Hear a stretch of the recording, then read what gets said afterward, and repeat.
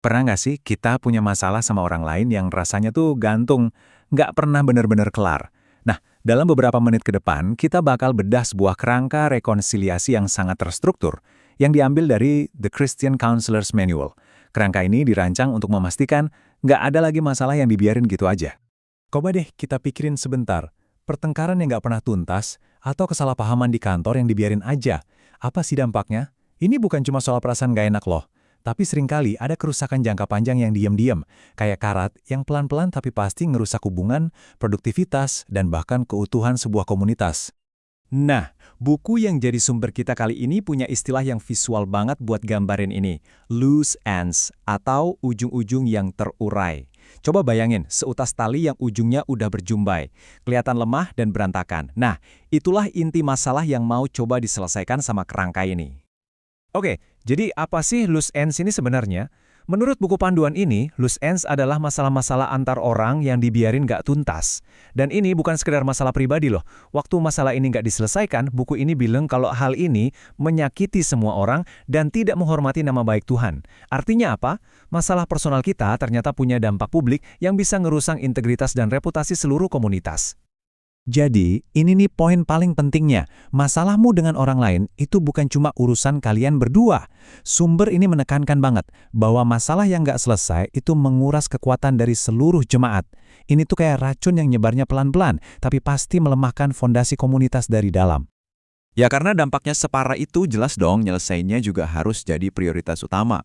Buku panduan ini benar-benar menekankan kalau rekonsiliasi itu bukan sesuatu yang bisa ditunda-tunda. Dan dasar argumennya ini radikal banget loh. Buku ini mengutip langsung dari Injil Matius. Coba deh perhatiin urutannya.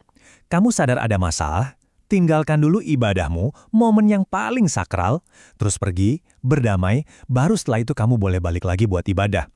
Urutan ini sangat disengaja dan punya makna yang dalam. Jadi pesannya tuh jelas dan nusuk banget ya. Memperbaiki hubungan yang rusak itu adalah bagian dari ibadah itu sendiri. Ini bukan PR yang bisa dikerjain nanti-nanti kalau ada waktu luang, tapi sebuah prioritas mendesak yang nggak bisa ditawar sama sekali.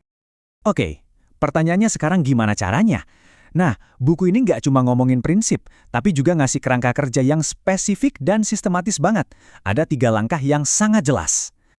Jadi gini alurnya, dan tiap langkah itu ada logikanya. Pertama, selalu coba selesaikan secara pribadi 4 mata.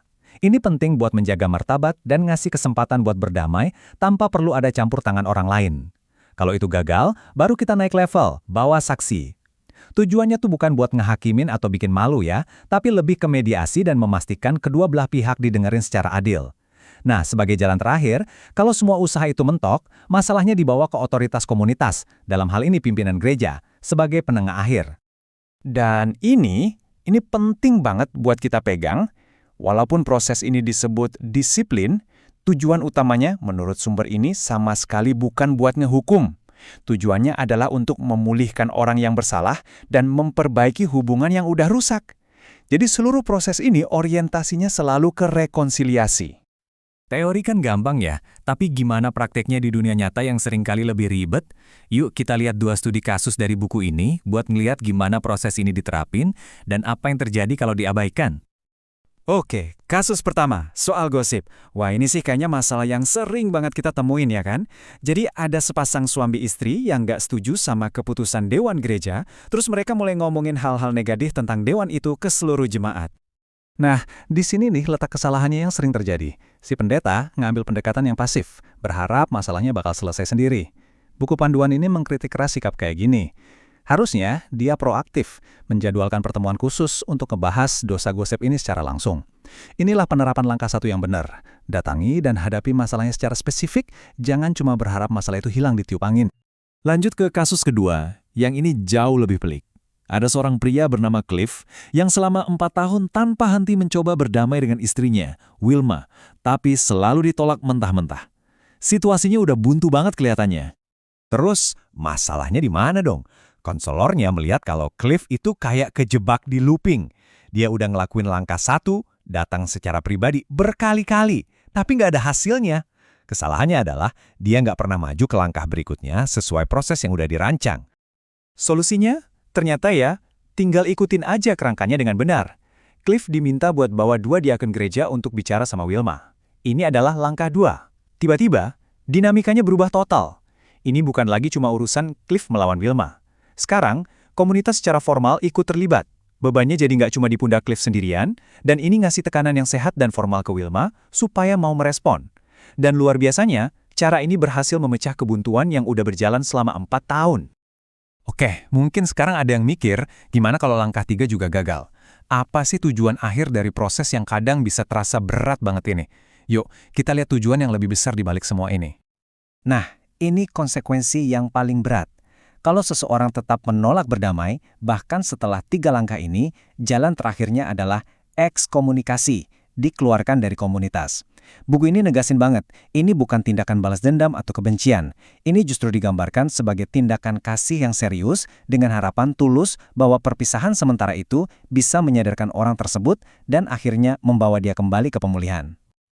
Jadi, kalau kita rangkum, ada 3 tujuan utama dari semua proses disiplin ini. Pertama, untuk kehormatan nama Tuhan, artinya menjaga integritas dan standar komunitas. Kedua, untuk menjaga kemurnian gereja. Ini berarti melindungi komunitas dari pengaruh buruk konflik yang merusak. Dan yang ketiga, yang selalu jadi tujuan akhirnya, adalah untuk memulihkan individu yang bersangkutan. Dan pada akhirnya, yang menarik adalah perspektif yang ditawarkan buku ini sebetulnya sangat optimis. Proses ini disebut sebagai sumber harapan besar, karena memberikan jalan keluar yang jelas saat kita merasa buntu. Ini kayak ngasih kita jaminan gitu, bahwa nggak ada konflik yang harus dibiarin berlarut-larut sampai busuk. Selalu ada langkah selanjutnya yang bisa kita ambil. Nah, semua ini akhirnya membawa kita ke sebuah pertanyaan refleksi yang penting banget buat kita semua. Dalam hubungan kita sendiri atau di komunitas kita, kapan sih sebuah masalah itu butuh struktur formal kayak gini? Dan kapan cukup diselesaikan dengan pendekatan yang lebih informal dan penuh kemurahan hati? Mungkin menemukan keseimbangan yang pas di antara keduanya itulah seninya membangun komunitas yang sehat.